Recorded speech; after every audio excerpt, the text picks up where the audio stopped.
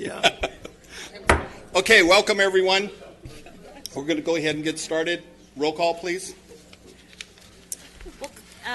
Council Member, Agency Director, Authority Member Molly. Present. Mann. Present. Underwood Jacobs. Present. Vice Mayor, Vice Chairman Christ. Present. Mayor, Chairman Paris. We have a quorum. You want to do the roll call for the Housing Authority? Yes. We'll go with Authority Member Harvey. Molly. Present. Mann. Present. Vice Chair Christ. Present. Chair Zetto. Here. We have a quorum. Okay, invocation, John Irvin. John.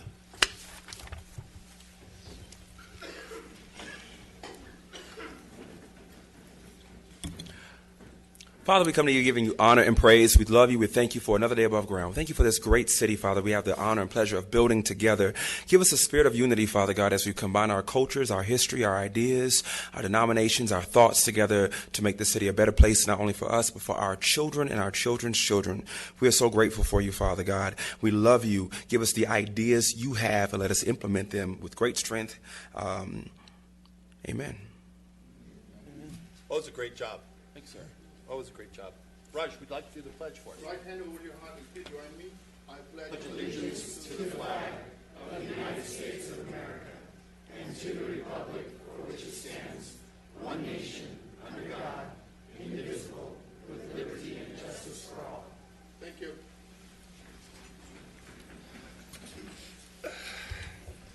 City Manager, anything to be removed? No, sir. Okay, I'm going to turn the meeting over to the Housing Authority Chair, Zetto. Are there any items on the Housing Authority consent calendar you'd like to pull for discussion? We have no speaker cards. No speaker cards. Is there a motion and a second for approval of the Housing Authority consent calendar? I'll move we approve HACC 1. I'll second that. Let's vote.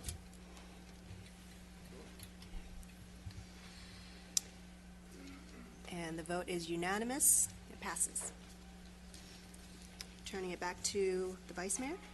Okay, we'll go to the council minutes. Need a motion and a second for the council minutes.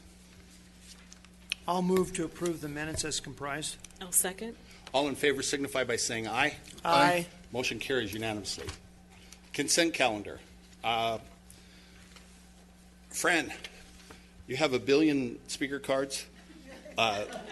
You can only do 3 minutes on the whole thing. So we'll pull CC5 and CC4 for you. I'm going to recuse myself from CC5. I think Mr. Mann is... So just for the record, CC5, sometimes there's a question to the degree of how close we can live within a project. And Allison, correct me if I'm not, from this location, I'm well over 1,000 feet. So would that exclude me then from recusing myself? There's no longer a strict distance limitation, but at 1,000 feet, it could fairly be concluded that you're outside the realm where this action would have an impact on the value of your property. Okay. So he wouldn't be one to get in a crash in the roundabout. Well, Wait a minute. You know, Marvin has strong opinions about roundabouts, and that's unfortunate because sometimes I didn't say that, did he's I? misinformed. Sometimes he's misinformed. I didn't say that. So I have no intentions of doing so on CC5. So Fran, come on up and talk to us.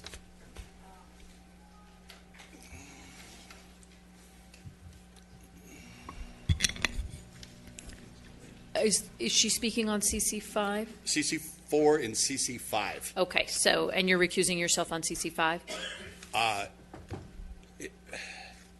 Yeah, Fran, yes. can you refrain your remarks to CC4, and then when I leave, you can come back up to do CC5? Excellent, thank you. That's my main one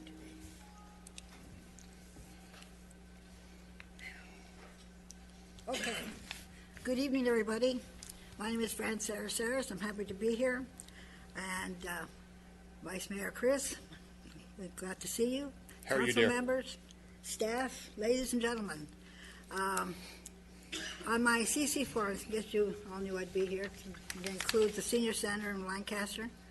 And I wanted to find out, I think that's what I'm talking about, isn't it? Yeah. I know that we're pretty much almost, the construction of the senior center is just about done, and there's a few things that have to be done, monies had to be added for unforeseen things that happened during the building. Now, this $51,452, now, is this going to cover all the expenses that are going to be done now for the added projects that had to be added to the senior center? Because I know there was about $1.5 million, but we ended up having about $1.25 million after expenses, and we didn't really get everything that we really wanted in that project. And then all of a sudden, we had problems with the electrical, we had problems with that, and now we need more money. We need $51,000 to complete the project. Will this complete the project, and when will we have our opening? And is there anything else I should know? The answer is no, yes, and maybe. Okay, so Donna Tremere can answer those questions for you, but we'll keep going as long as we have to keep it, to get it done right. Okay. So make sure that we'll do it right. And we're going to let it cool down a little bit before we do an open house, and then we'll do it right for the open house. But Donna can help you on anything that you would like. Donna, did you want to talk, or do you want to speak with her? We might have someone else here as well. Someone from the senior center was appointed. I don't see anybody here. They might not be here yet. So they're still working on the punch list of unfinished construction items, but I know that there is process going on to identify all of the issues that I think you might be speaking about, Fran, as far as equipment and furnishings. They are identifying those items through different agencies. VDAX is working on that, so it's all in order. It's in process, and I think you're going to be seeing it, in a more timely manner now that they're finalized construction. So we can meet after if you want to talk about it. I don't want to take time up the council, but I know that they're coming close to closing out, identifying all of the furnishings and the equipment. Okay. All right. Thank you very much. Thank you very much. And thank Thank you you, very Fran. much for your help. And thank you from the senior center and the seniors of Lancaster. Friend, stay there. Don't go anywhere. Oh, I have to talk about this one. I need a motion and a second to approve the consent calendar pulling CC5. I'll make that motion. I second that. We have a motion and a second to accept the consent calendar as currently comprised, pulling CC5. All in favor? Well, let's go ahead and vote. We're having technical difficulties. I can't get the Okay. vote board to Oh, it's display taken off. correctly, so if we can do a All roll in call. favor signify by saying aye. Aye. Vote is unanimous. Thank you. Okay, and I'll recuse myself, turn the meeting over to Mr. Mann.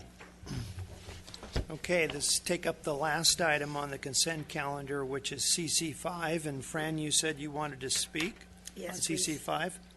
Yes. Okay. Yes, thank you very much for allowing me to speak again. I hope you can hear me. I keep losing my voice. I guess I get too excited. On the roundabout on 15th Street, I think in a way it's a good idea because you keep running into those walls on those two corners.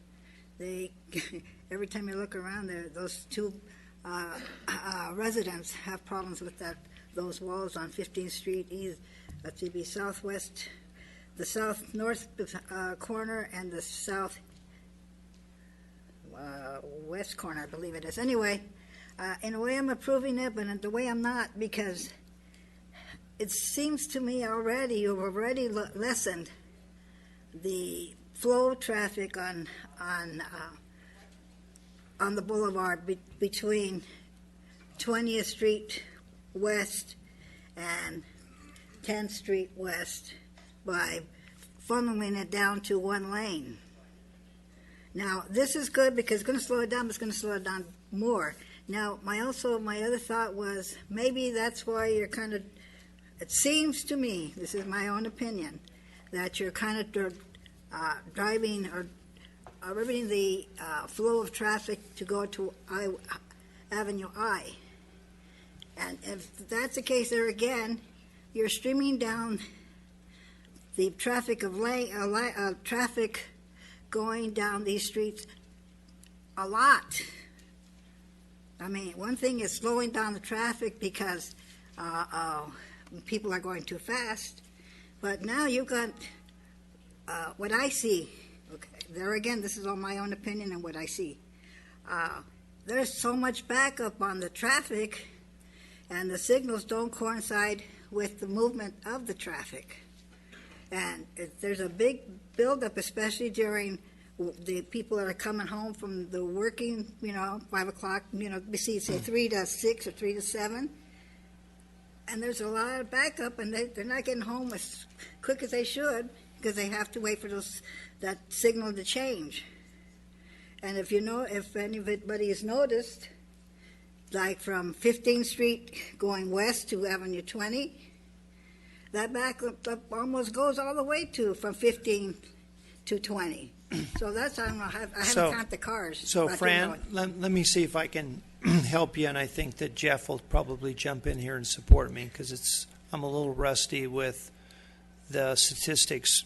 Two things. One is that intersection has a terrible reputation because of the closeness of the intersection, of it being almost a blind intersection. Mm-hmm. So we've had historically, just as you already stated, we've had cars miss that intersection, cars collide, the walls taken out on both sides, which would be the southwest and the northwest. In fact, I think the only people that are benefiting there is the block guys. Anybody that's in putting up cinder block or repairing concrete walls, I think that's the only one that's benefit. But the other thing is, as you mentioned, that we did do what we call a road diet there, and we cut that down to 1 lane each direction. And it was for the sole purpose of slowing people down. Psychologically, scientific records show that when you do that, people have a tendency to slow down.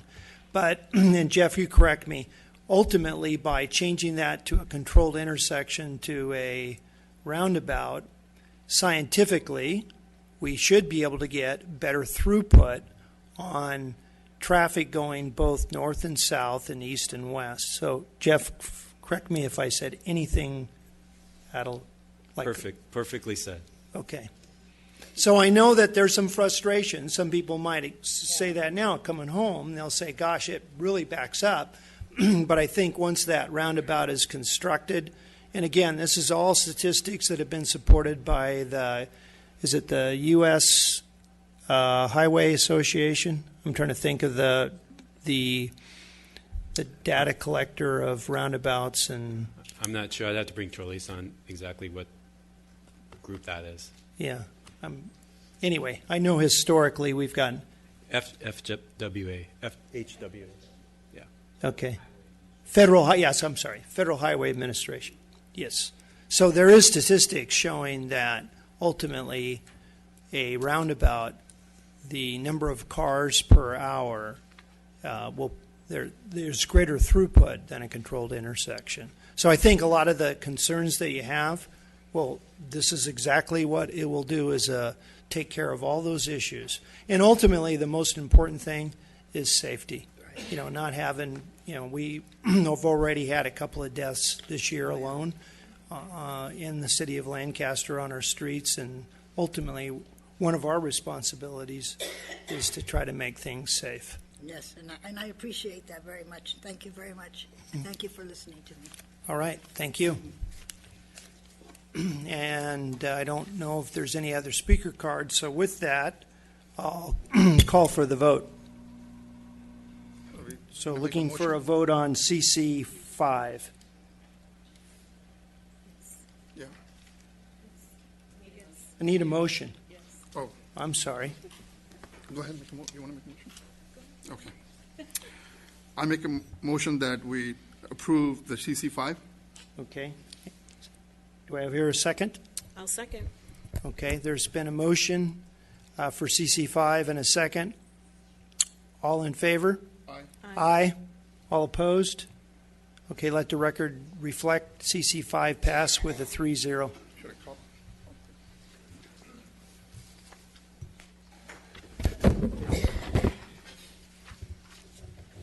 I give him the mic and he's there for 2 hours. Okay, I was trying to help Fran. I would expect you to do the same. okay. I would have to ask the city attorney, is it wrong if I said I agree with Fran? The vote's already been taken, I understand that. so you can speak now. Okay. Okay, PH1, we have no speaker cards. Want to waive the staff report? Sure. Okay, waive the staff report. I need a motion and a second for PH1 to adopt Resolution 18-47 and introduce Ordinance 1047. Allison, can we take these concurrently? Yes, they're on the same topic. Okay, so I'll make the motion to adopt Resolution 18-47 and introduce Ordinance 1047. Second that? Can we vote? Let's vote.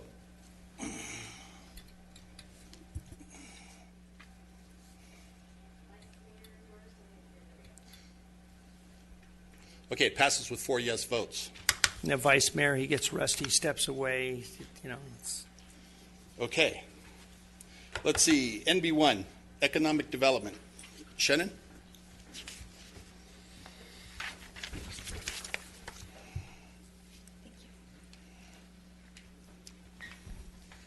Vice Welcome. Mayor, thank you. Vice Mayor Christ, council members, commissioners, thank you for being here tonight. I'm excited to present to you our economic development update to tell you a little bit about what's going on in the Economic Development Division. And I wanted to clarify that you'll get a more detailed status report, so this will just be an overview for tonight. First, under your visionary leadership, you've established time and again that we have 3 primary priorities in economic development: job creation, tax base enhancement to enhance revenues for the city, and new development to create new amenities for our local area. But we don't approach this in the same way that other cities do. While some treat any kind of development as positive, we're smart about the way we grow. We understand that maximizing our infrastructure and developing infill is the best way to get the best bang for our buck for the city of Lancaster. So I'd like to start with some of the positive economic indicators that have resulted from your leadership. Unemployment is extremely low. We're in the 5% range at this point. Our industrial vacancy rate has plummeted to just 1.6%, meaning we desperately need more industrial spec development. So that's really exciting to see that real estate market rebounding.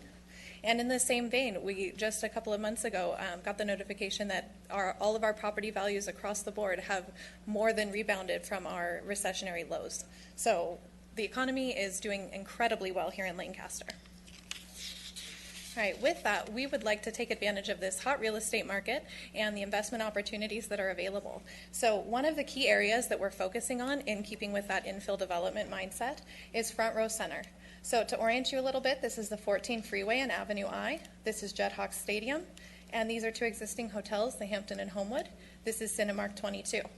So within this area, we believe we have a very unique opportunity in that all of these in blue and green are currently owned by the city. This here in purple is owned by LA County, and there's just one private owner involved in this area. So we see this as being a key part of Lancaster's future in terms of entertainment, shopping, retail, and mixed-use development. So we've engaged an architect who is drawing up some designs to talk about what could happen there. And meanwhile, we've had a number of prospects that are interested in the sites that we own.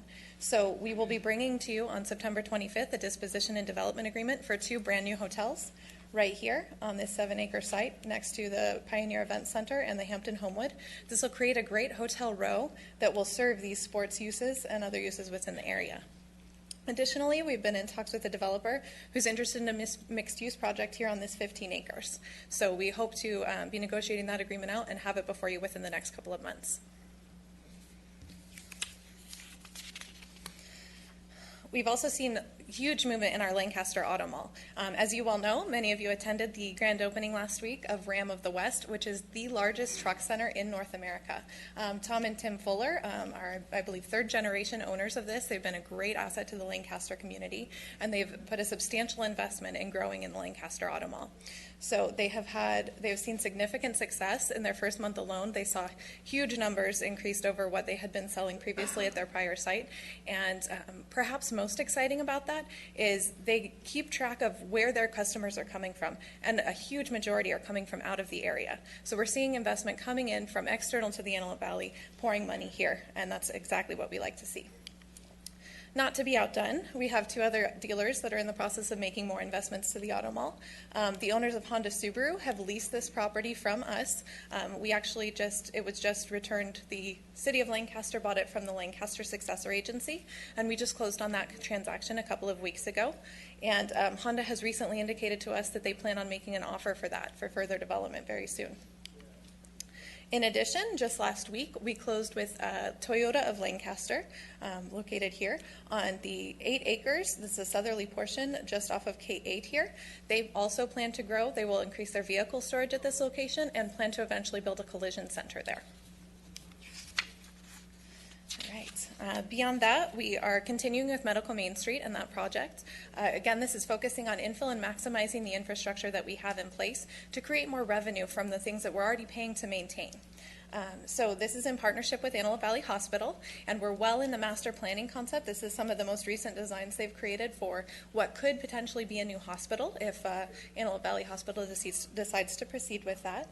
And it is a plan to be complete with the entire EIR and the entire process by about March of 2019. Additionally, we haven't forgotten retail. We have Burlington was one of our most recent successes, going into the former Walmart building that had been vacant for some time. So while we recognize that big box retail is changing and is unlikely to see much more growth in that sector, we are seeing some movement in taking over those spaces, as well as infill development with examples such as Aldi's on the east side. So we are aggressively pursuing those opportunities and hope to fill more of those vacancies, as well as get new retail opportunities for our residents here in town. With that, since the retail space is changing, Amargosa Creek specific plan, which is just across from Owen Park, had been envisioned for exactly that type of big box retail that we're not seeing any growth in anymore. So we'll also be coming to you likely within the next couple of months with something to rework that specific plan into something that's a little more modern, a little more updated for today. And finally, I'd like to close with opportunity zones. So this is a new program that was passed in the December tax cut at the federal level. So these allowed census tracts to be designated for either deferral or elimination of capital gains taxes when you invest in these areas. So Lancaster is fortunate to have 6 census tracts that were designated, and we worked with our friends at the state to designate which would be a top priority for the city.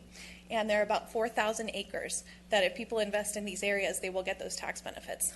So the IRS is still working on those regulations and how exactly that will work out, but we're keeping on top of that and advertising that to our potential investors. So we're very excited about that opportunity.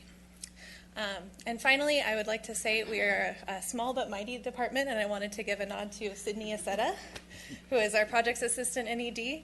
I have to say I've been in economic development for about 8 years now. I've never seen more agreements, more escrows, or any of that, and Sydney has been invaluable in helping us with that. And thanks also to Larissa, Trelise, and our development services team for everything they've done. You've done a great job. Thank you. You really have. I mean, it's come along good. Any questions? Comments? Thank you. Thank you. Okay, we're going to take a 5-minute break.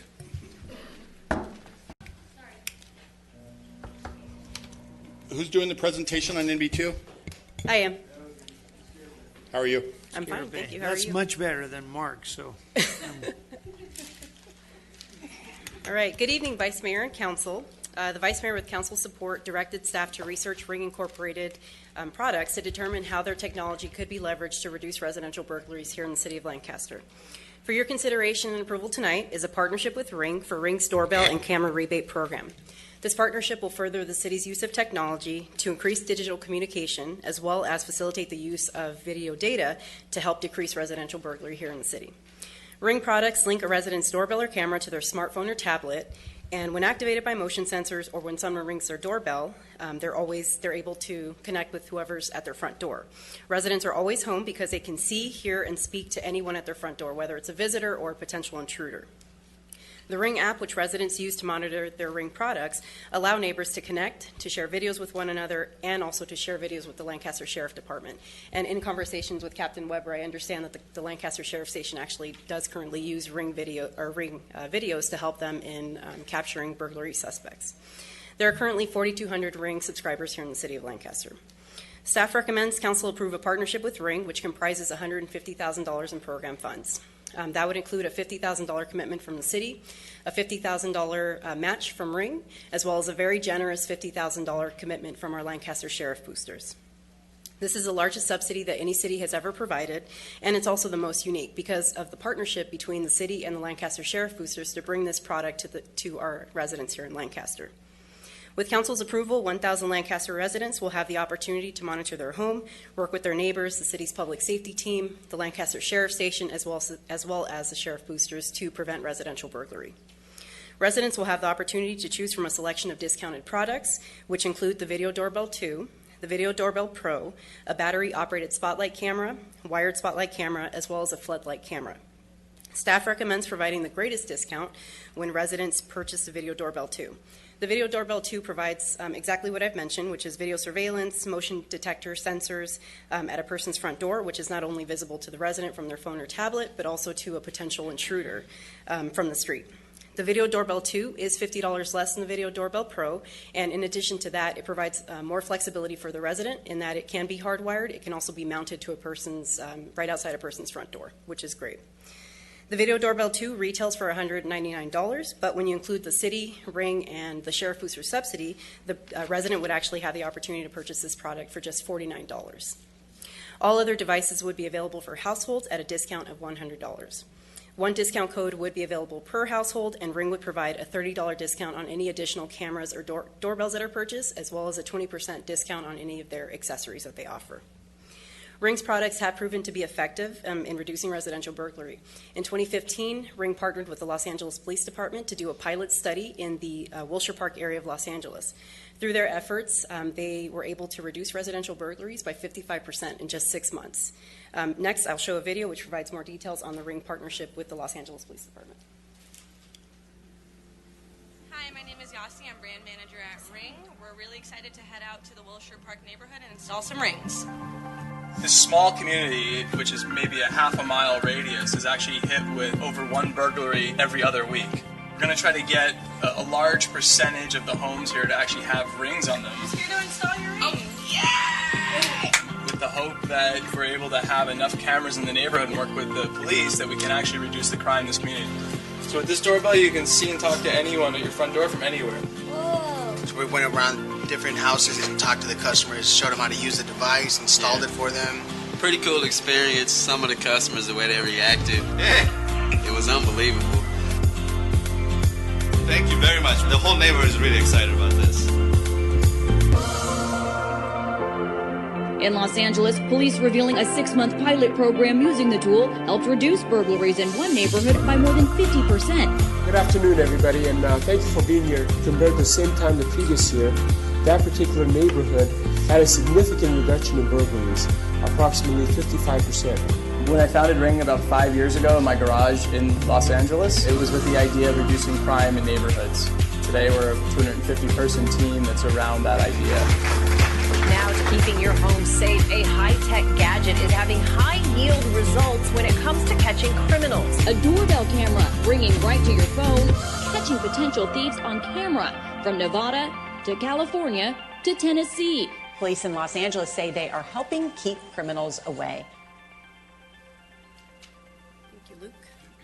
Staff believe it was important to review sheriff data to focus program efforts on those areas that have been hardest hit by residential burglaries. Through the data review, or what that data review revealed, is that 76% of residential burglaries in 2017 occurred between the boundaries of Avenue H to Avenue K from 20th Street West to 30th Street East.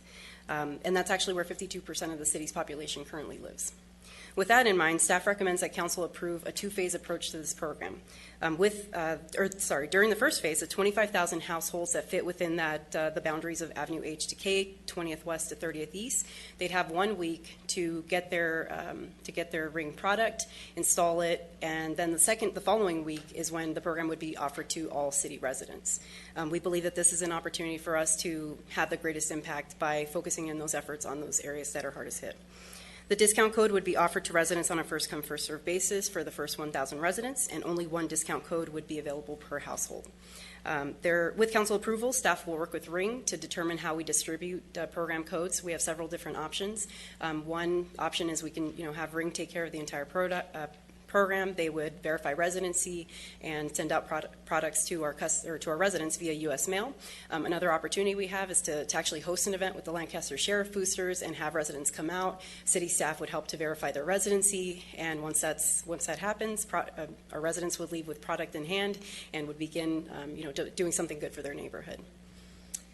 And with that, that's all I have, and I'm happy to answer any questions you have regarding the program. I just have a question. How much did you say that without discount, the whole thing? Without the discount? So the program, or the Video Doorbell 2, for example, retails for $199. Okay. So with this partnership, the city would contribute $50 towards that. Ring would contribute an additional $50, and the Lancaster Sheriff Boosters, through their generosity, would contribute an additional $50, which would bring that price down to $49. All right. Thank you. Sure. I originally looked at this about a month ago, 2 months ago. My wife brought it home, and it was very simple to install. Ken could even do it. It was that easy to install. But I was just amazed at the picture clarity, the range that you can do it. You can set the range from anywhere from 10 feet out to 50 feet. So it is a great product, and it's a great product if you want to participating in eliminating crime. So if we can get everybody to participate and to look at it, I'm sure we can get other programs, and we can get our whole city, wired where we can do it. They also have a neighborhood watch on there that they can show you on it, and that this was in your neighborhood, and this person is who they're looking out for. They're coming, they're stealing packages, they're doing things. But it's a great product, and hopefully it'll work, and hopefully it'll reduce some of the crimes, and we can put some bad guys away. Absolutely. And we actually plan to do similar as kind of a case study, just like the Los Angeles Police Department did, and actually look at the areas where we end up, where people get these products, and seeing if there was a difference with residential burglaries in, 6 months, and then a year, and 2 years, and so on and so forth. I was just wondering too, so after you have the initial $199, is there a monthly fee for this? There is no monthly fee. The only fee, I take that back. There's a $30 fee if you choose to purchase their cloud feature, which allows you to store videos. Otherwise, you can keep your videos for, I would imagine, until your storage is on your phone. On your phone. But if you want to store those videos, you can purchase an additional, it's $30 a year to have storage on their cloud. Wow, that's exceptional. I have to say, when you think about peace of mind, and it's hard to even put a price tag on that, and when you do think about this product, it makes it even better. So it's pretty amazing. Thank you. Sure. So if I may add, obviously, I know what the report here in regards to the write-up on MB2, but I want to thank Marvin, 2 reasons. One, for obviously the insight for coming up and sharing, because it does say the council directed, and it was really Marvin's brainchild or idea. That's one. Or maybe it's his wife. I don't know. Maybe it was his wife's idea. And then number 2, though, a lot of people don't understand what the different commissions and the different committees and that Marvin either sits on or chairs, but he's also the chairman of the Sheriff Boosters, and part of this wouldn't happen unless the boosters kicked in $50,000. So, Marvin, I thank you. I was not paid for this statement, and we appreciate what you do, Marvin. Thanks a lot. Appreciate it, Ken. Thank you. And Patty, you guys have done a great job in going out and finding these. They did our national night out, didn't they? They helped us with that. It's a great company to do business with, and I already paid the $200 for the product to put on my house, but it was well worth it at $200, and hopefully everyone will participate, and hopefully the Valley Press will give us a good write-up and help us distribute the product throughout the community. So I think it's a great thing. I think it's good. Thank you. And I'm looking for the reduction in crime. And who knows, if this is extremely successful, like the results they got in Los Angeles, maybe we come back and maybe we do a second round. Who knows? Okay. I need a motion and a second for the A, B, and C on NB2. I'll make the motion that we approve or adopt NB2. I'll second that. We have a motion and a second to adopt NB2, A, B, and C. Let's vote.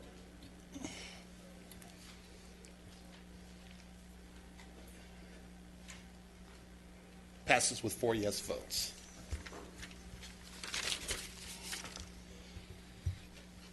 NB3, I do have a speaker card. David, you want to talk first, so maybe they can answer some of your questions? Sure. Come on up.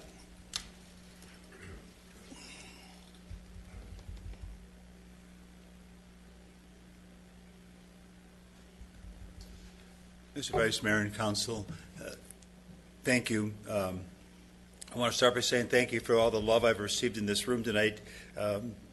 It really felt good, and really what I had was a funny story about the shopping carts, but I wholly support the Ring doorbell, and I want to tell you, when I first moved in, I put a sign on my door because in a new track, you get a lot of salesmen constantly coming, and some days there'd be 10 people ringing my doorbell. So I finally put a sign on my door that said, I'm a peaceful, spiritual person, but if you ring my door and I haven't invited you, I apologize in advance for the utter disrespect you will receive.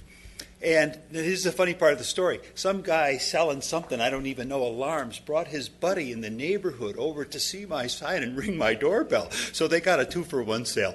So, no, okay, the shopping carts, this is a funny time for me. But I've saved this story because, there's nothing that contributes to blight more than seeing shopping carts all over. You just don't want to drive around and see that. But now, this is about 7 or 8 years ago. I can't even remember when. It's quite a while ago. It was before I got a AAA card, and partly because of that. But I was at Walmart, and I locked my keys in my car, and I don't have a phone. I don't know who to call. And so I said, you dummy, you just walk home and get the key, because that's your only, there was no Uber or anything in those days. And so I started walking from Valley Central, and I got down Lancaster Boulevard. I turned that corner on 20th going home to H, and there's a lot before the gas stations and the Vallarta. There's another wall they always run into that gets knocked down.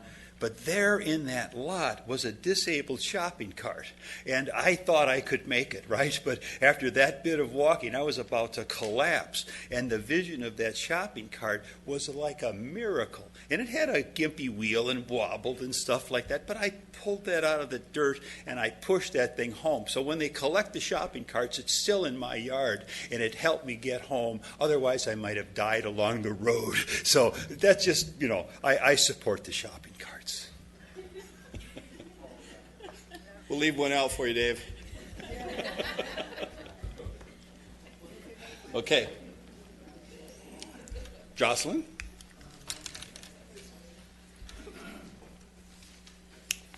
Good evening. Thank you. Luke is going to throw up some photos. There we go. So it's become an everyday occurrence to see shopping carts all over the city, far from the stores that own the cart. It's a convenience for retail customers to have shopping carts, but they're regularly taken off premises and then abandoned. It creates a visual blight throughout our community. Earlier this year, City Council directed the Planning Commission to analyze the matter and propose amendments to the municipal code that would address the issues concerning abandoned or stolen shopping carts.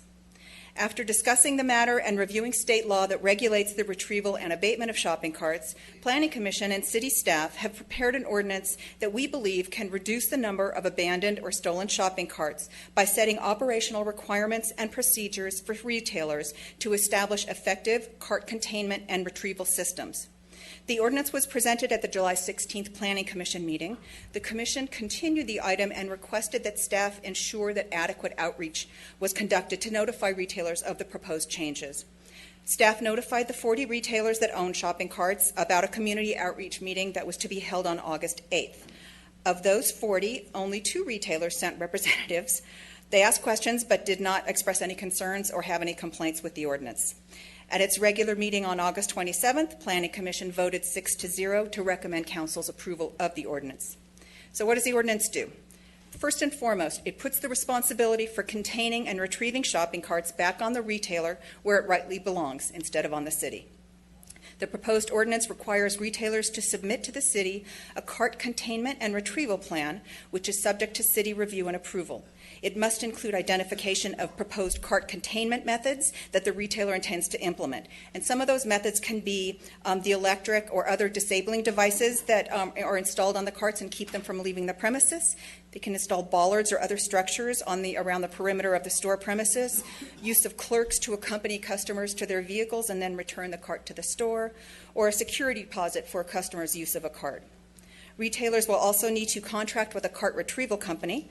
Currently, the city contracts with such a company, which returns the cart directly to the store and charges the city the cost. The charge used to be $3.50 per cart. Effective July 1, it is now $5 a cart. That's about $25,000 a year at this point. Retailers will also need to affix identification on all of their carts, provide the city with a contact for notification about carts observed off-site, and post signage at their premises concerning state and local laws. The proposed ordinance also incorporates the provisions of state law regarding shopping carts, including the prohibitions on unauthorized removal or possession of a cart off of the retailer's premises. In addition to penal code violation, that's also a misdemeanor under the Business and Professions Code. It incorporates the provisions concerning notification to retailers of abandoned carts and city impoundment of such carts. Retailers who are already operating on the effective date of the ordinance will be required to submit evidence of a contract with a cart retrieval service within 30 days from the effective date of the ordinance, and to submit the full cart containment and retrieval plan within 90 days from the effective date. Retailers who already have a cart containment system will be required to submit a description or photographs or plans of their existing system so that staff can evaluate the efficacy of that system. I'm available for any questions. Any questions? Comments? Jim, do you have anything? Good. Okay. Thank you. Let's vote. I need a motion in a second. I'll move to introduce ordinance number 1048. I'll second. Let's vote. Passes with 4 yes votes. NB4. We have no speaker cards. Want to waive the? We're going to waive it? Yep. Presentation. Okay. I need a motion in a second. I'll make a motion to approve the revised professional consulting services agreement with Frontier Energy. We have a motion and a second to approve NB4. Let's vote. Passes with 4 yes votes. Okay, NB5. No speaker cards. You want to have Allison just give us a brief update or no? No. Okay. Want to waive the staff report? Sure. Okay. I need a motion in a second. I'll motion that we introduce ordinance number 1049. Second that. Let's vote. NB5 passes with 4 yes votes. Okay. CA1. Nomination and appointment of Drew Mercy to the Criminal Justice Commission. I help with the Criminal Justice Commission. I think they need to be stirred up a little bit. I asked one of the planning commissioners to come down and to help them stir it up a little bit on the Criminal Justice Commission. Mr. Drew Mercy agreed to do that. He was nominated by for the appointment to the Criminal Justice Commission by Mayor Paris. So I think it will help us at the Criminal Justice Commission. I need a motion and a second. I'll make the motion to accept Drew Mercy for the Criminal Justice Commission. I'll second that. Let's vote. Passes with 4 yes votes. Drew, we'll swear you in just a second. We're going to take care of CA2 so we can potentially swear you both in at the same time.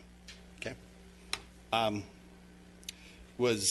Because we had a Planning Commission opening then, the mayor nominated Rucker Paris to be there.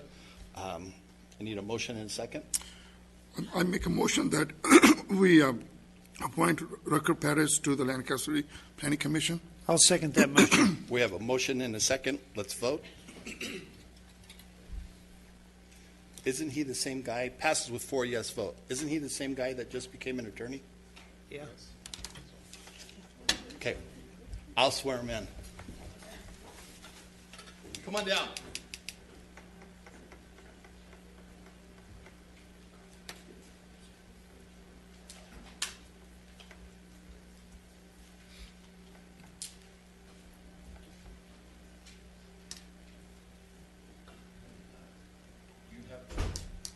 Drew will do you first.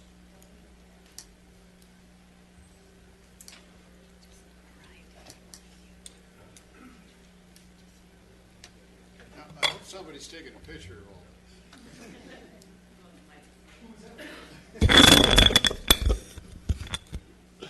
all Please raise your hand and repeat with me. I state your name. Drew Mercy, Do solemnly swear do solemnly swear I will support and defend the Constitution I will support and defend the Constitution of the United States of the United States and the Constitution of the State of California and the Constitution of the State of California against all enemies, against all enemies, foreign and domestic. foreign and domestic. I will bear true faith and allegiance I will bear true faith and allegiance to the Constitution of the United States to the Constitution of the United States and the Constitution of the State of California. and the Constitution of the State of California. I take this obligation freely I take this obligation freely without any mental reservation without any mental reservation or purpose of evasion, or purpose of evasion, that I will well and faithfully that I will well and faithfully discharge the duties discharge the duties about which I'm about to enter. upon which I am about to enter. Congratulations. Thank you. Thank you, sir. You want to sign this? How are you, sir? I'm good. Nice to see you again. Good to see you. You're in big trouble now. You're Let used it to this? begin. Please raise your right hand. I I, state your name.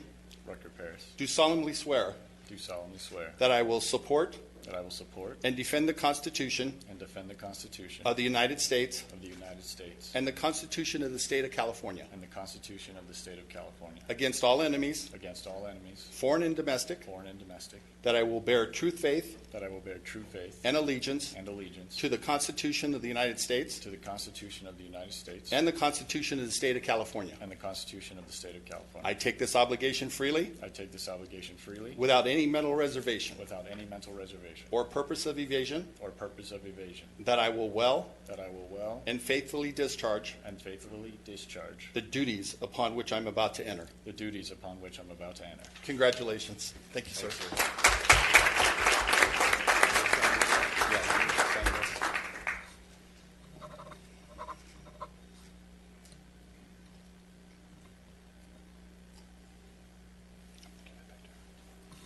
Thanks.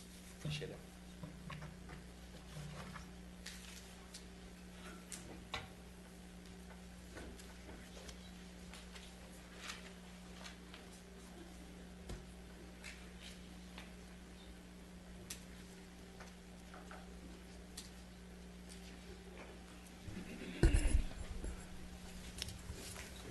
And I'll now turn the meeting back over to Mayor Paris.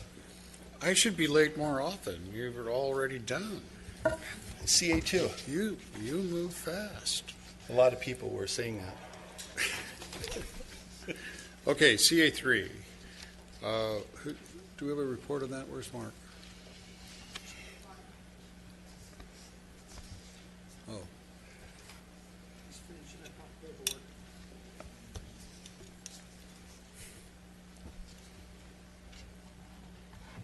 Yes, it's true. Those are my jeans.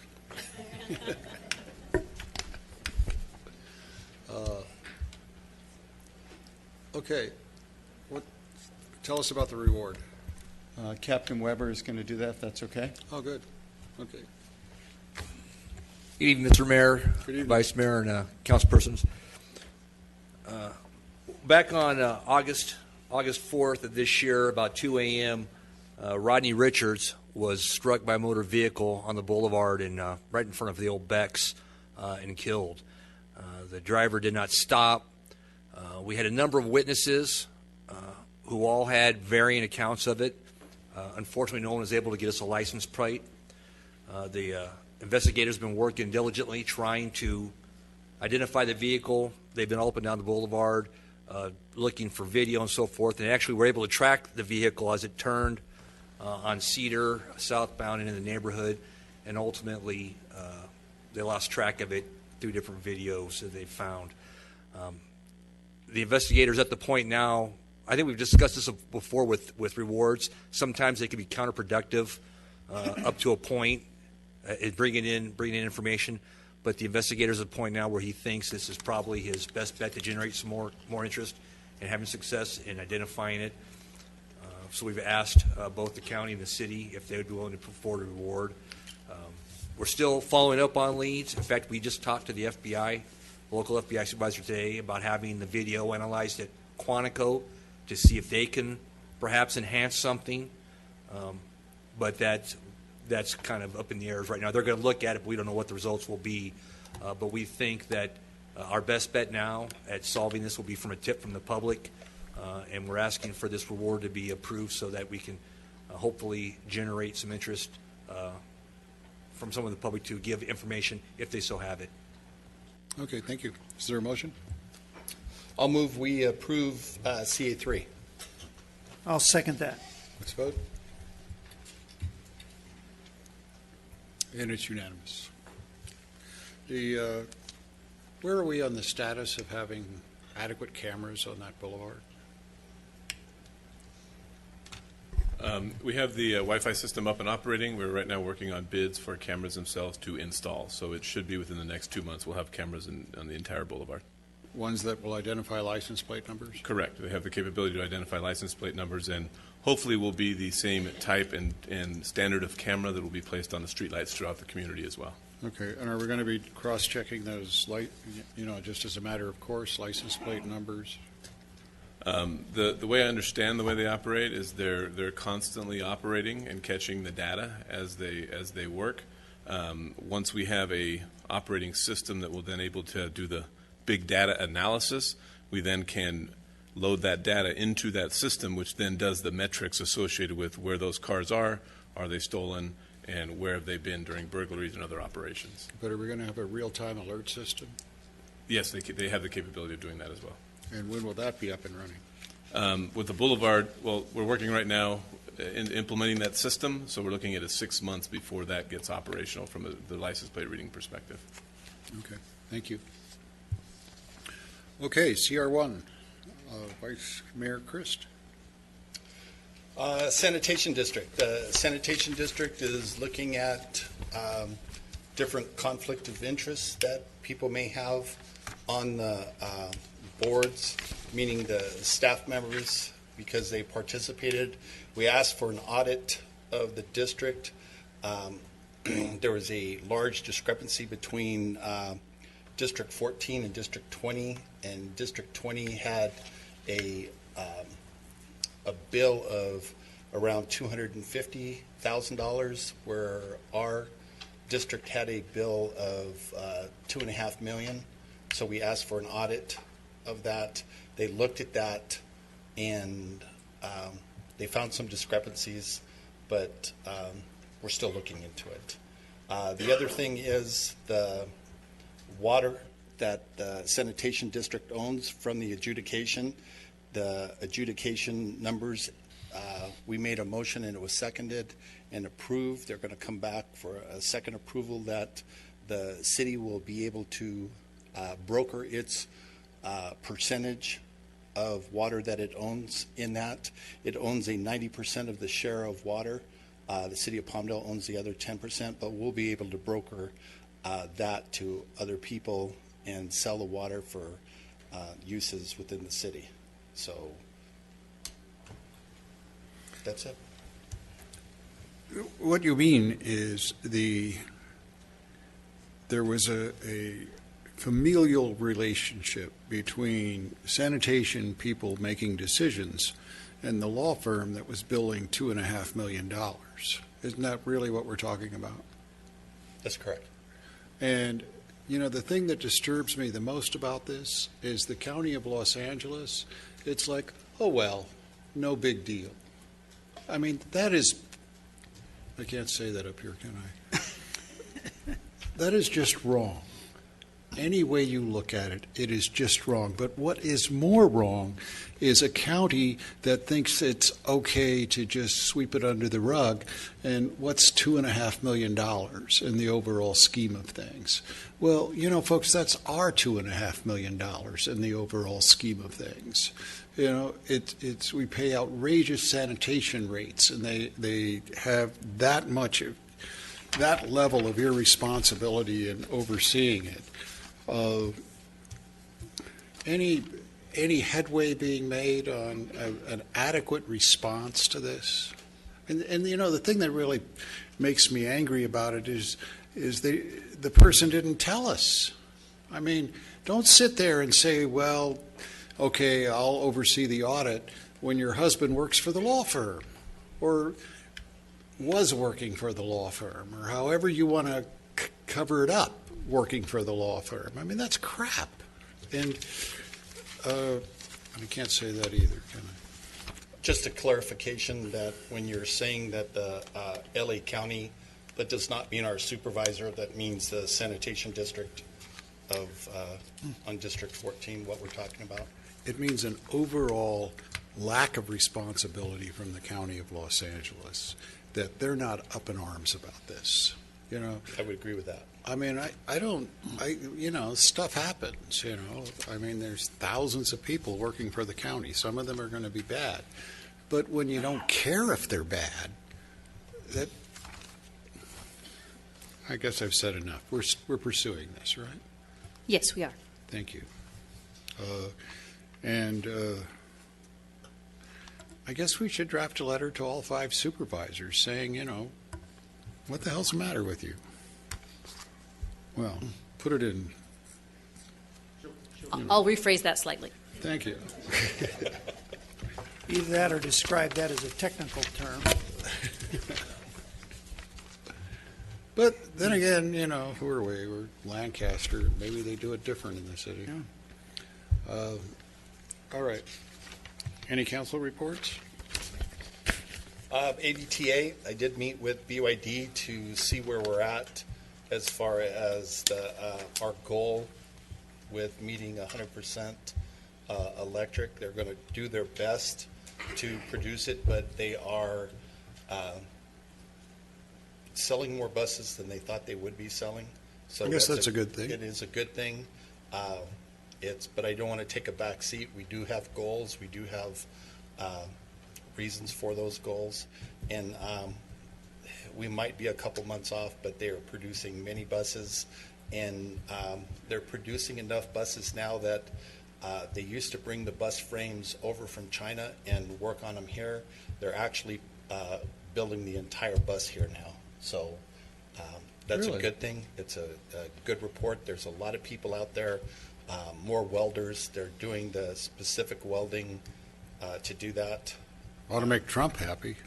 Yeah, I won't get into that. You know, the trade war for the. Never mind. Okay. California Choice Energy, no action. Lancaster Financing, no action. Lancaster Power Authority, no action. Lancaster Successor Agency, no action.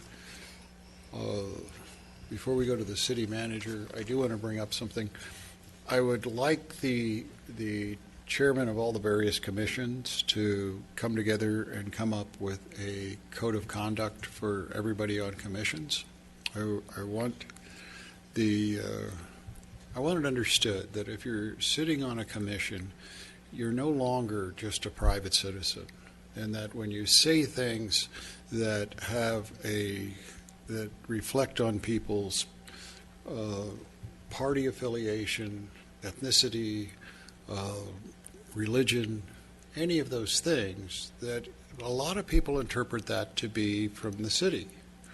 And people have to make a decision. Do they want to be on commissions, or do they want to be a private citizen who can say crazy stuff? Now, admittedly, I'm probably not the best example, but I'm working on it, and I think that I've now reached a level of self-control that we can have a code of conduct, all right? And perhaps the city attorney could work with them on that. Okay, but I want them to come up with it and bring it back to us. Fair enough? Good idea. Okay, good. And needless to say, it would apply to all of us. But, and especially now that my son Rutger's on a commission, I think we need a code of conduct,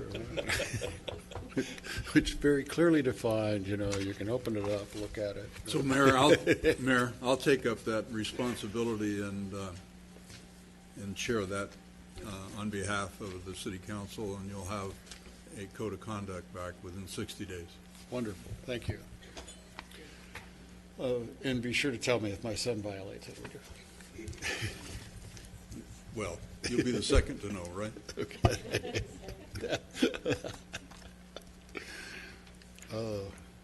Okay, City Manager, do you have any announcements? Yes, we have two videos and one announcement.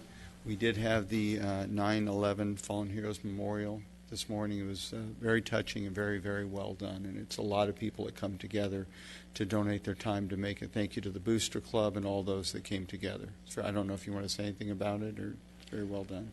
Yeah, I want to thank the captain, both the fire department, and the sheriff department for what they've done. They actually chaired it, and it was a great event. We had about 250 people. Tom, you want to talk about it a little bit? Sure. Come on up. Thank you very much. Yes. Come on up to the podium so we can put you on camera. Don't you love it when they say, come on up and give us a speech? Yeah. Thank you very much. Tom Sullivan, Assistant Fire Chief with Los Angeles County Fire Department. Today was a pretty good day, an unfortunate time with the remembrance of 9/11 with our memorial today. About 250 people came out today to remember the events of 9/11, which I think that what we all echoed is we all remember where we were at that day and that time. And to try and pass that on for some of the generations that haven't been part of that. It's kind of odd to think, because we've all been there, to people who haven't been there, to try and share that time, that what we remembered. I passed on a story today. I don't know if it was fortunate or unfortunate, but as a member of the fire department, I was able to go back right after 9/11. We were there roughly at 9/13 when everything was still on fire. The city was still vacant, and it was a very eerie feeling. And we went back there and worked on the pile. I'll never forget that. That's one of the things. And I remember, I'm proud to be an American. This is what we do. When we all come together for that common goal, and to see people waiting to just give water, to give blankets. They don't know who they're giving them to, but they just wanted to be part of something. And it was a tremendous feeling. Every year we think about that 9/11. I think about it all the time. We were all there as Americans, and it was a really good day to really reflect today, to have such a great crowd, good turnout, remember why we were there. So great job on everybody's behalf, everybody that came out and supported that event.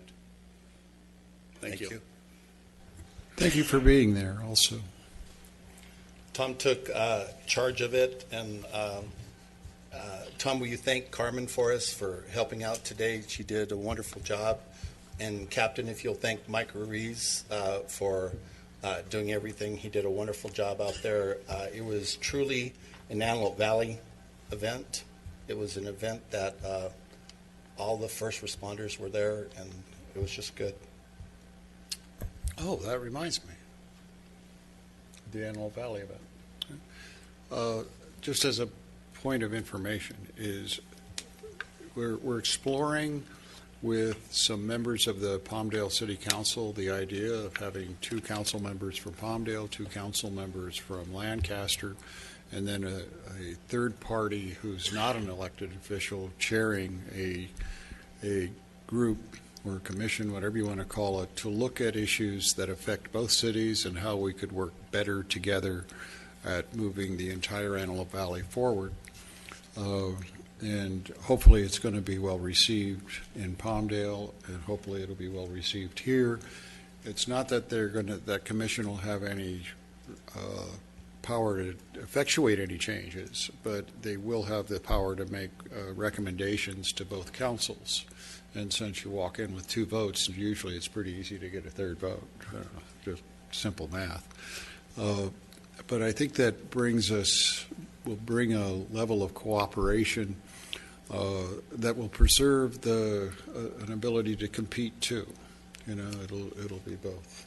Absolutely. It's something that is long overdue. I'm hoping and looking forward to it. Now, City Manager. 2 videos. The first, as we've been doing major road projects, we've been trying to get better and better about communicating with the people directly affected, the businesses and people. I think I'm very proud of the staff, what they've done on Avenue I. They've had every single business has their cell phone numbers. We've gone out and used the businesses for city events, for catering and stuff. Wasn't difficult for Lee and I to use Baroni's for several events, since we remember that. And we've had very, very good feedback for everything there. But we've also tried to let the general public know what's going on with the roads on these particular segments. So this is a short video to show Avenue I as an example.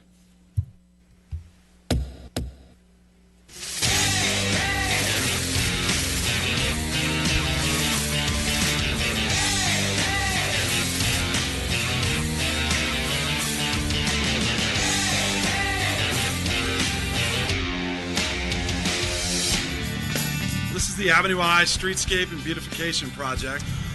One of the things we look at when we take a look at construction projects through Revive 25 is we go in and we do pavement analysis. This road was actually constructed around 1930.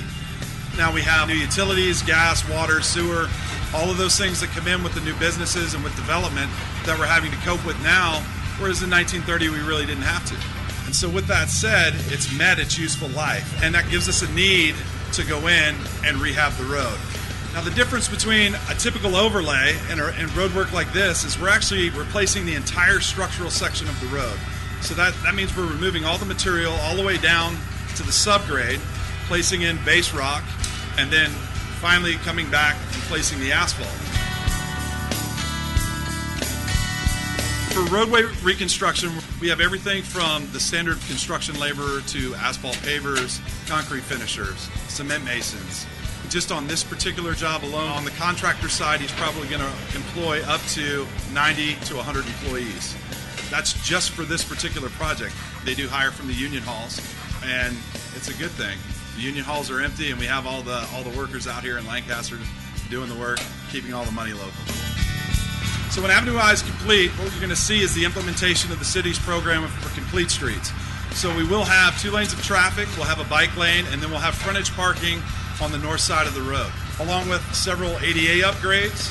And then also you're going to see brand new planters that are going to be installed on the exterior portions of the sidewalk. And then we're going to have planted medians with mature trees.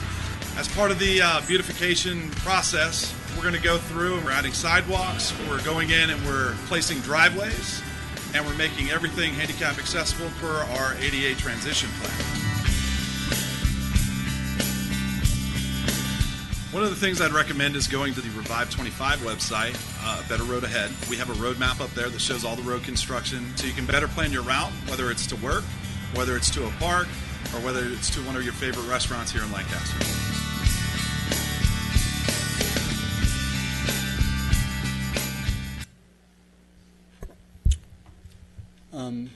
Our second video, you had asked as a council that we help Lancaster Cemetery get the word out, so we've produced the second short video for them to help get the word out of what's going on over there. This isn't going to be any bodies coming up out. That was the cutting room floor.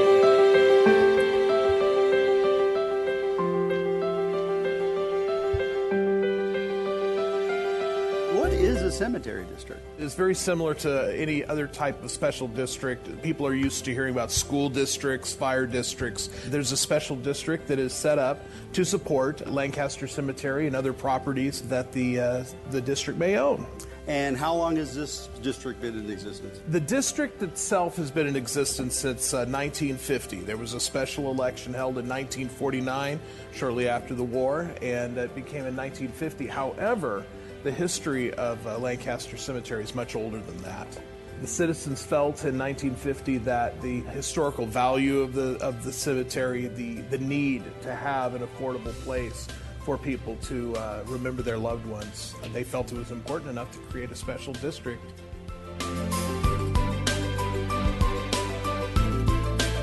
At that point, Los Angeles County was the only government entity. There was no city of Lancaster at the time. And they had embarked in a 50-year agreement that LA County was going to help support the district for 50 years. I think that a lot of the issues that we've been working through at the cemetery has been a lot of that loss of corporate memory. That a lot of people have just kind of forgotten now who was in charge, who was supposed to do that. And so I think that that's really been the work that we've been doing over the last 11 years, is really getting that sorted out. During that time, got to know a lot of the elected officials here locally and said, if we're a small little district, we better make some friends. One of the greatest resources was city manager Mark Bozigian. He was able to tell me a lot of the ins and outs of the legal aspects of things. And also during that time, there were so many people who loved the cemetery. Certainly the staff here at the cemetery, my fellow trustees, Richard Cook and Cindy Holder-Poole, they just absolutely love this place. LAFCO had come up with an option that we could expand our sphere of influence to cover the greater portion of the Antelope Valley. We would be able to essentially double the tax income, and for the taxpayers who are now in the district, they now get what we call in-district rates. If one of their family members were to pass, they're going to get a better deal than they would being outside the district. What are you most proud of in your tenure here? The fact that we're still standing. I think that there was a victory in just being here. The people that are here gave so much of their lives. Our veterans that are here, our community pioneers that are here, to turn our backs on that legacy to me would just be a terrible shame.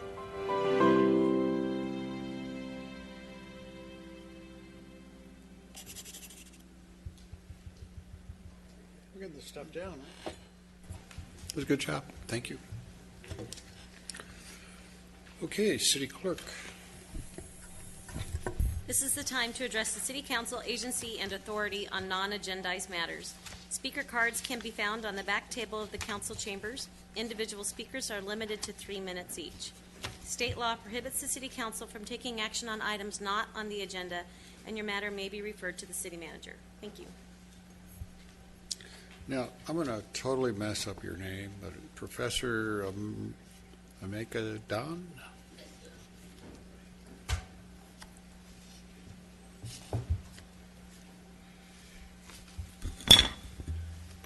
Good day, the Honorable Mayor, Honorable Council members, Good evening. City Council members, and staff.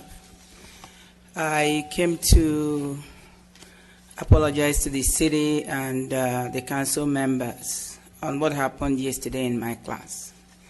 Unfortunately, there was an email that I didn't see when my email was hacked sometimes last month. It affected the whole school. My email was powered down, and then I posted the grade for summer. All my students didn't get their grade. I had a lot of ups and downs trying to get it rectified. Every student was emailing me. There was no email to get to them, and everybody was going to the school. So unfortunately, I didn't see the email that Pat wrote to me about Honorable Council Member Ken Mann. But unfortunately, I replied her. I used my phone. Like now, she wrote me an email. I didn't get it. checked on it on my email. I didn't get it already in my phone. So I was not, I didn't do that purposely. And when he left, I was emailed immediately by my dean. Why did you say you preferred somebody else? I said, I never preferred anybody. I only have one approval from the president because he's been hammering it that you cannot bring anybody into your class or unless you'll be fired. So I was protecting my job, and I'm sorry about that. Mayor, I'm sorry. Council members, I'm sorry. Did you hack her email? So I have the approval for the mayor, but she's telling me now that the mayor may not be available on the date that you are supposed to come to my class. Everybody is trying to buy a new shirt, a new dress, waiting for the mayor to come to the class on the 26th. So we look forward to seeing you. And Honorable Council Member Manny, I am apologetic with my students. They really want to see you and the other council members. I'm sorry about that. Thank you. Worse things will happen. Fran.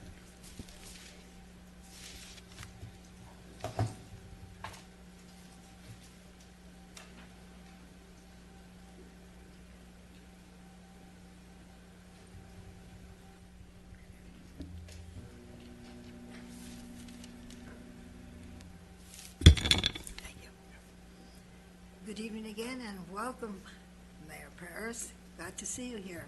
Thank you. Can you hear me? Because I can barely hear myself. And that's not good if I can't hear myself, because then I can't answer myself. Some of the things I say.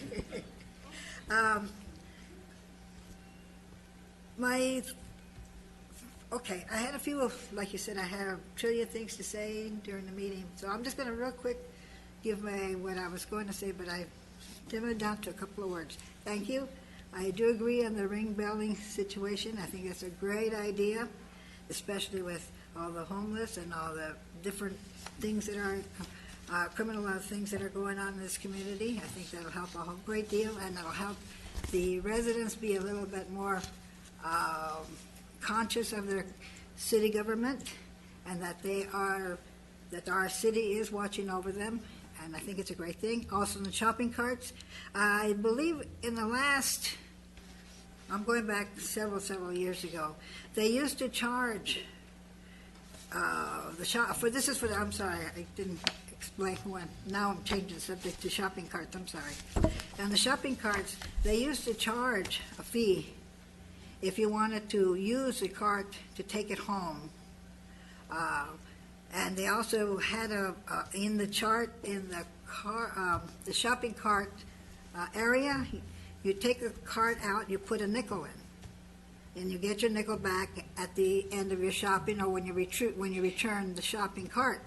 Now, if you do not return that cart, that particular, from what I understand, this is going back several years ago, that coin that you picked up to put into the collection box that you're pulling out a cart has a number on it, and it also has a number on the shopping cart, so that they will be able to find out more or less where they can retrieve these carts. So I think it's a good idea, because we do have too many carts out there that are not being taken. Before the individual stores used to have a place where we'd tell the neighborhood, use your carts free, but park them basically in certain corners, and we'll come and retrieve them. But that's not happening anymore. And I think I've got a lot, but I thank you very, very, very much. God bless you all. Thank you. Richard Wainwright.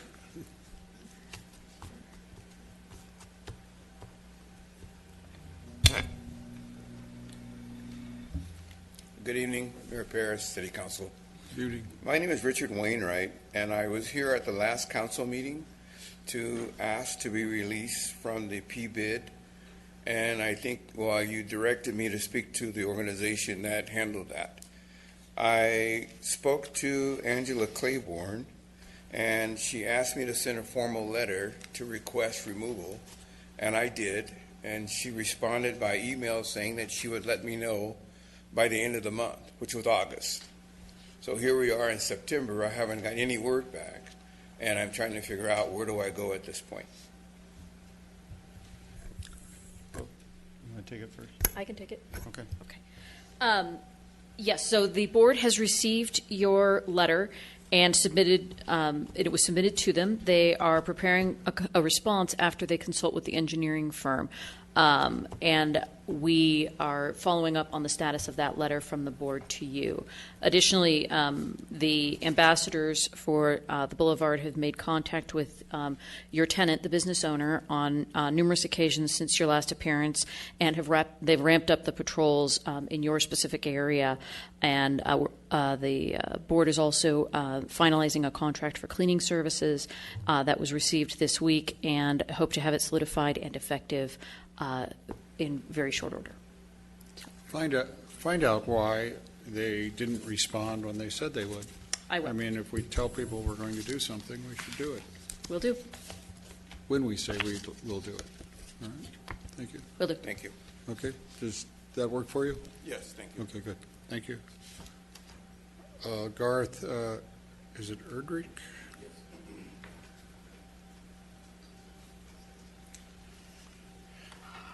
Good evening. Good evening. Mayor Paris, council members. My name is Garth Erdrich. I've been a almost 30-year resident of the Antelope Valley, though only in Lancaster for the last 3 months at Sunset Landing. I'm here today to discuss, or rather to tell you of my safety and security concerns about the Kensington campus location. Anecdotally, and in deference to the glowing economic report that was given earlier today, property values in my specific area have lessened. This is evidenced by several canceled contracts at Sunset Landing and vacant unsold properties that are still on the market. We've received many marketing letters from Beazer saying, hey, we've got some great deals going on these homes. I believe that these canceled contracts and vacant properties are as a result of the Kensington campus location and the publicity that's been generated by it. Everyone agrees the project is worthwhile, but the location is, in my opinion, not well thought. I'm asking for a public presentation to the homeowners in the vicinity of the campus and to publish these plans to help foster goodwill. The public presentation being focusing on what the city will do to ensure the safety and to help control the inevitable homeless encampments that will sprout in the area. So we're looking for presentations, something publicly stated about the plans by the city to ensure the safety and security of the residents in the local area. Sounds reasonable to me. It's very reasonable, and we'd be happy to facilitate that with the developer and the sheriff's department and the city. Can you give them an indication of when? We'll get on it tomorrow and pick a date. We need a contact information from you. Sure. And then we'll talk to the sheriff's department and others, and we'll be in touch with you this week about when. Well, I also want it so they have citizen input as to any suggestions they have or things of that nature. I realize that this project is many, many months away from opening, but now's the time to start discussing it. Yeah, I mean, it certainly is. Okay. Thank Good. you. Thank you. It's on the And thank you for bringing it to us. Judith Hendrickson?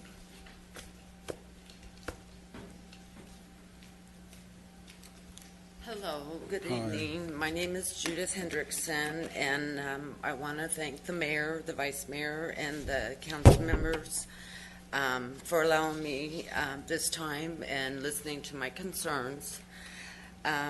This is about Antelope Valley Care Center on 15th Street West in Lancaster. And I'm going to read so I can make it quick. I'm requesting assistance from the Lancaster City Council to help me find information on all state and federal agencies who I can contact to investigate the negligence to patients at Antelope Valley Care Center. My mother, Karen Blight, died while at AV Care Center because of Antelope Valley's Care Center staff's negligence. On July 28th, my mother went to Antelope Valley Hospital, transferred from home by ambulance. The doctors at AV Hospital told my mother she had a right fractured femur. The next morning, July 29th, surgery was performed. After surgery, she was in pain, had a fever, and was stable. On August 31st, it was decided by High Desert Medical Group, my mother's primary health insurance provider, AV Hospital, and AV Care Center, to transfer my mother to AV Care Center for further care. My mother was transferred to AV Care Center on the evening of July 31st and died on August 14th, 2018 at AV Care Center facility. She was there 2 weeks. I've contacted the Department of Public Health and was told forms would be sent to my home to file complaint. To this date, I still haven't received any forms, and it's been like 3 weeks since my mom's death. I have been contacted by phone by Joanne Herrera from the Department of Health. She is a surveyor at the Department of Public Health. She told me she had visited and questioned staff at AVC and has informed me so far the physical therapists and occupational therapists had failed to monitor or check my mother's vital signs before giving my mother PT or OT, physical therapy or occupational therapy. Before or after. And the day my mother died, my mother had a pain level of 8, given Percocet. She ate, did physical therapy and OT, vomited all in 4 hours, and went into cardiac arrest. Our family still has not found it. Our family still has not received a report on the actual events that took place at ABC on August 14th that caused my mother's death. There are 4 different versions. I'm requesting assistance from the City Council to help me get a thorough investigation or information to what occurred and happened to my mother, and to hold this facility accountable for its negligence. Also, future protection for our citizens in this community from any more harm, abuse, negligence, and patients dying at AVC and other care facilities in the Antelope Valley. Thank you for listening. I'm sorry that happened. Yeah. Okay. You know, when we see deaths and unnecessary deaths in nursing facilities, you also usually see they're not complying with the number of nursing staff per patient. Do we check on that at all? I mean, it seems like an easy check. I don't believe so. I think that's within the purview of the licensing entities that license that facility from a health perspective. I'm not sure what the ratios should be. You know, the one thing we've learned is not to trust the state to do their job, because they don't. I mean, do they? Has anybody had an experience with the state where they actually perform at an A+?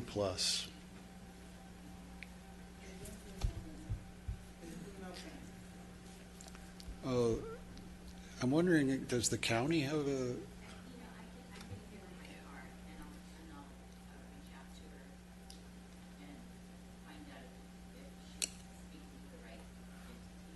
I would like to know that somebody up here is spot checking these facilities to at least count the ratio of nursing staff to patients. All right, I mean, that might be the place to start. But Okay. This isn't the first time I've heard stories like this. No, it's not. I've talked to some advocacy groups, and they're saying this is not uncommon.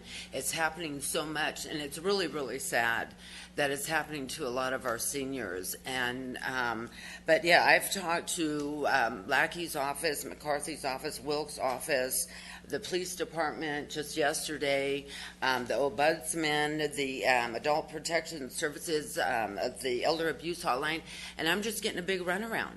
Everyone passes me off to everyone, and nobody wants to do anything. And it's really, really sad. I don't know that they know what to do, because Yeah. we all know that people are dying needlessly, in a lot of these facilities. Now, I don't know if that is necessarily true with the Lancaster facilities, but I do know that as an overall rule, we know that. I'm also wondering, should we be looking at an ordinance that the funeral homes, when they see bed sores, report it to the family? Because, how it works is, there really isn't much. Rarely is there a reason for somebody to have bed sores if they're getting proper nursing care and being turned and, proper skin care. But the funeral homes get called from the nursing homes to come get the body. And, they have an incentive to protect the nursing home. And I'm wondering if we should have an ordinance that if there's a decupitous wound, which is a bed sore, that they have to report it to the family. And that it would be a crime I'll look not into that. to. Well, I'm finding out too, the staff is not following a protocol. That's so far what Joanna Herrera told me. And so you would think that there would be some kind of oversight or check and balances in Well, these there's supposed to be. facilities, so people aren't dying. But the city says it's the county's job, and the county says it's the state job, and people keep dying. Yeah, but this is Long for and a short of it. for-profit place, and it's my understanding. And Well, how do you so- think they make that profit? Well, exactly. I mean- Yeah, they're feeding all these people Percocet and Norco, and then this And when you're physical our age, therapy, and we they're should be worried about this. Yeah. You said you were a senior tonight. Okay, thank you All right. so much. Thank and you. I'll contact. But I don't want this to just drop. I want somebody to get those medical records, look at it, and make a definitive answer for this family. You might want to have our city attorney refer or an attorney. Okay, Donna Young?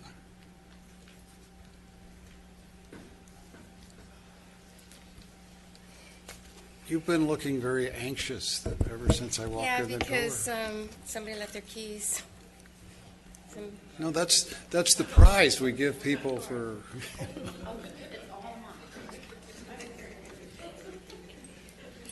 Yes, I'm very anxious because I've never done this before. I'm very nervous and I don't really know. I've heard so many stories and I don't know who could trump that story. I just It's want always to cry. it's such an inviting place, We have these lights go off, Right. and It's let's turn just- the lights off for today. All right. It's just my issue. It's just so well, small on the list compared to that. But I'm fighting for my rights to keep my income, my rent and my cost of living low. I live in a mobile home park, and I've been there for the last 30 years, and we have a new owner as of 2 years ago. And in my opinion, he appears to be very unscrupulous and wants to surpass the mobile home laws by adding fees that he's not allowed to, according to Title 11. And for the purposes of just my curiosity, is the city worker, what's his name, Clark, in the room? Okay, I've been speaking to him, and he's been a little bit helpful. However, he's told me that I may have to fight this as a civil matter. And I'm here to see if the city council will help me change the legislation if that's what's needed. Because he's attempting to, in my case, I'll just speak for myself, add fees to my bill, which is in addition to my rent. My space rent. I'm a mobile home owner, and I have to pay space rent. And we've never had to pay fees. But this new owner has found a way, according to Title 11, that he can pass on costs of trash, cost of sewer, cost of water along to us. It's my argument, and I'm not getting any cooperation from the owner. It's my argument that he's he's not even being reasonable about the fees. For example, the sewer fee is $31.50 per person, per space, per rented space. If you multiply that by 152 spaces, that's over $4,000. I really don't think the county charges him that much. Okay, I got enough. I want somebody to look at this. I want, and whoever, who do we have do trailer parks? I mean, Code enforcement looks, if it becomes a matter for the city attorney addresses those issues. What we would do in this case is we would look at the bill. Sorry. We would look at the bill to see if the past dues are legal, they have to be reasonable, they have to be the right. We would look at it from that perspective. okay, the solution I want is I want him to pay everybody back, not just you. Thank you. I mean, you want to get paid back too. No, I'm here to fight for But if them. he's Right, ripping, if they're improper, yeah. yeah, I mean, they shouldn't have to go get a lawyer. They shouldn't have to pay me 40% of it. They should be able to, you know what I mean? Yep. Yeah, we'll get the documentation And and if check there's it. a criminal violation, let's turn it over to the department and get him arrested. You know, I don't want people treating us like every other city. You know, it's a different code. Thank you. At Which least park it is should be. All right? Which park? Golden Sands Mobile Home Park, 2159 East Avenue I, Lancaster, 93535. And your contact information is on your blue card? I don't know if it is or not. Then come see me when you're done. Okay. May I add one thing? I know I'm over my time. I do appreciate, for 30 years I've been here, and I have appreciated the cap that is in the Title 11 mobile home laws that does not allow owners to raise our rent above 2.3% or whatever it gets voted on. I'm not Yeah, even aware. you're a captive there. Once you move your trailer there, they know they can start Absolutely. messing with you. And this Yeah. is going to bring down my value Sure. of even being able to sell it and move out, because nobody's going to want to live under this man. I mean, we don't charge those sanitation rates even when we have to pay for people's relatives He's not to do the legal cooperating. work. He's not cooperating, and it's my right under Title 11 to show me what his costs are I to agree. pass on, and he's not cooperating. So I don't even know. You just made his life a little more miserable. Awesome. Thank you so much for your time. David Paul.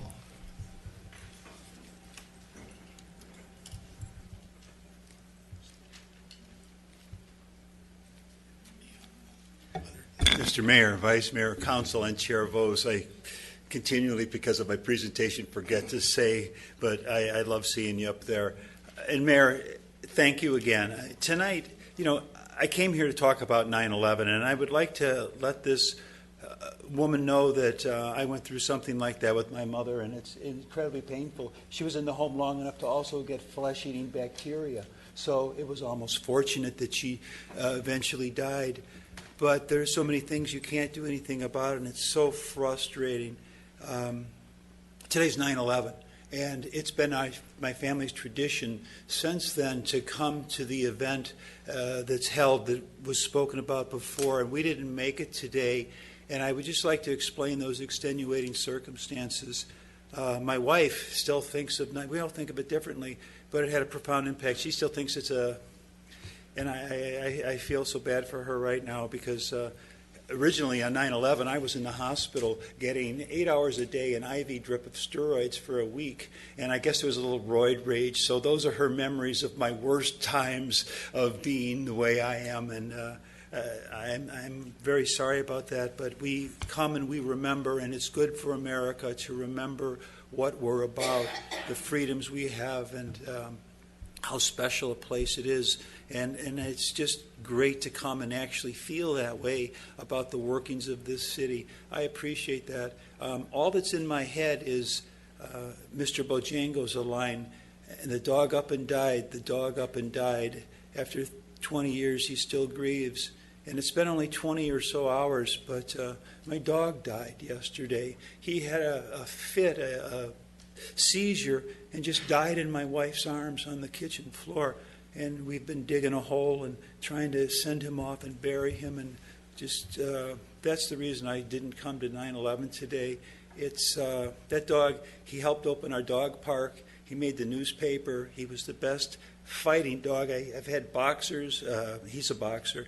I've had Dobermans and Rottweilers, and they all like to play. But this dog was just fantastic. When you slapped him, and you wouldn't even know he put his hand there. It was just so therapeutic for me to be able to fight my dog, you know. And there's a hole. There's a hole, but I wanted to come here, and it's been very therapeutic. And thank you for all the kindness that everyone showed me tonight. That was just spontaneous and unprovoked, and it meant the world to me.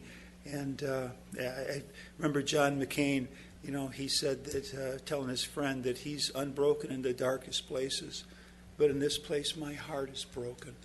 Thank you.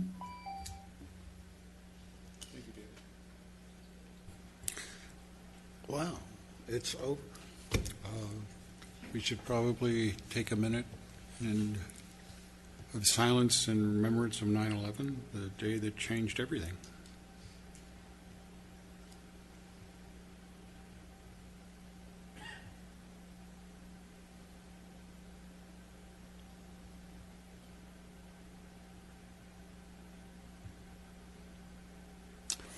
Thank you. The next meeting is scheduled for Tuesday, September 25, 2018 at 5 p.m. And Carol, I'm coming home.